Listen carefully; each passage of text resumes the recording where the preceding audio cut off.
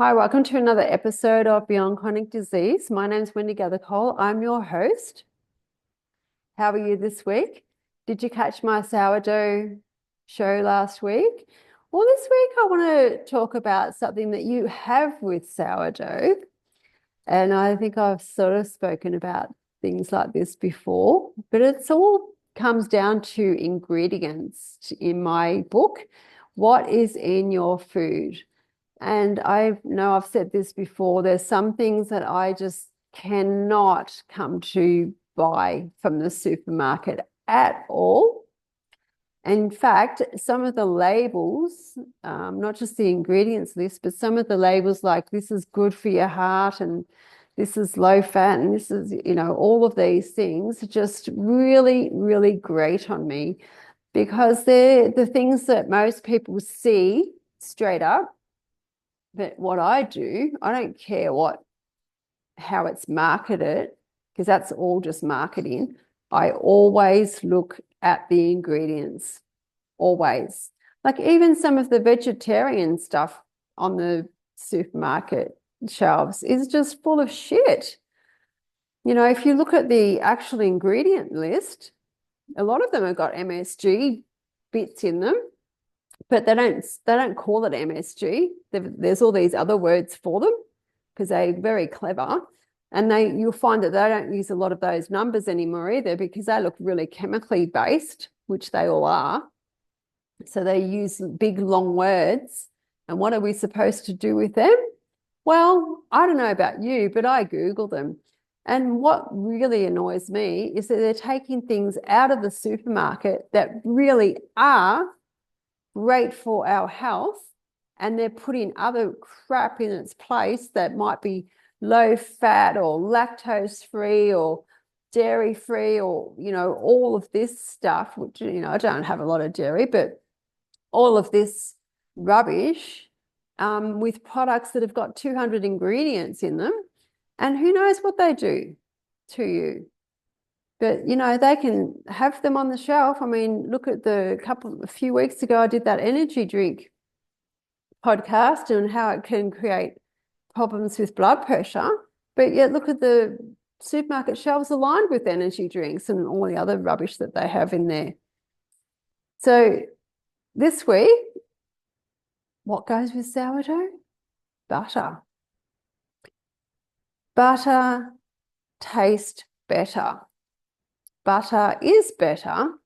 Butter is cream, water, and salt. That is it. The most purest spread that you can get in the supermarket shelf. And the thing is, this is just really interesting. If you believe that all these other margarines are better because they have heart health and all that on them, have a look at the ingredient list and how much of that do you actually use thinking that it's better for you compared to maybe the small amount of butter that you would use, because butter tastes better. Yes, it does. Butter tastes better because it tastes real, doesn't taste like plastic. And butter goes off.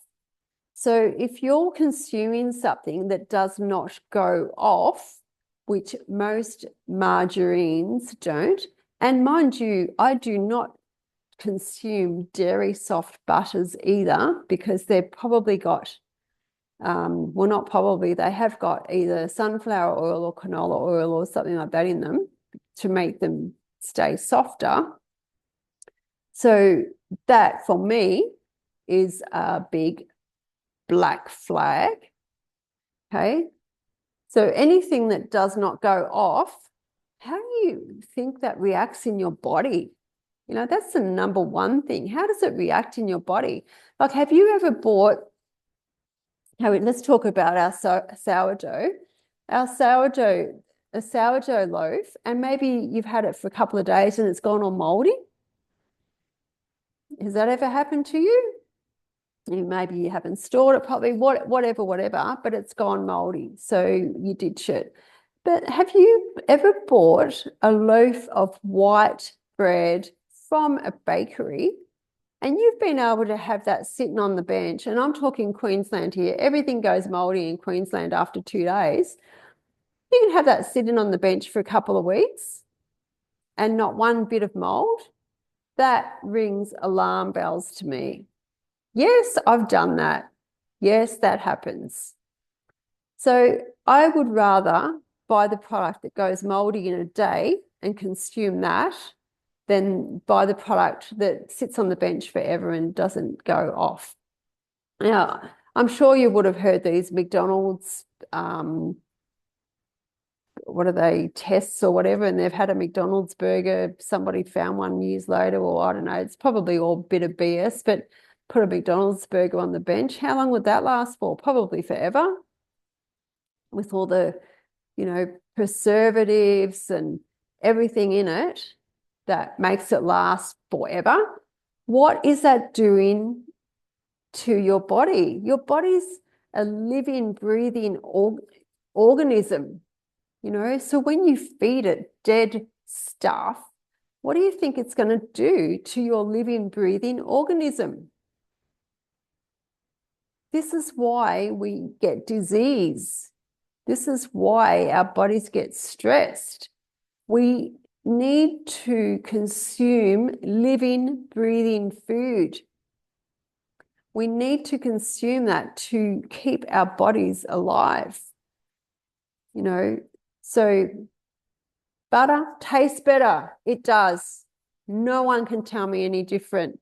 And in fact, if I ever buy a sandwich, and I reckon I've done this before, I always tell them, I always would get them to make it fresh for starters, because I cannot stand that fake butter. You can taste it. It tastes plastic. It repeats on me. I can taste it all day, but that is because I've basically purified my body from all the processed crap that's out there. So any hint of anything like that, I can taste it straight away. So if you're consuming margarine and thinking that it's better for your health, how is your health? How is your body? How is your mental health? What is in the ingredients list? How about you Google it? I don't use Dr. Google, but how about you Google these things that are in the margarine that you're buying, that you're consuming, thinking that it's healthier for you than cream, water, and salt. And I know salt's not the best thing, but salt has had a really bad rap over the years. And I am doing a podcast on that soon. And this is why we have some health issues, because of the don't eat salt scenario. Okay, so until next week, eat your butter. Butter tastes better. Do your own research. So don't trust me. Do your own research and see what you come up with. Okay, until next week, I'll see you then. Bye.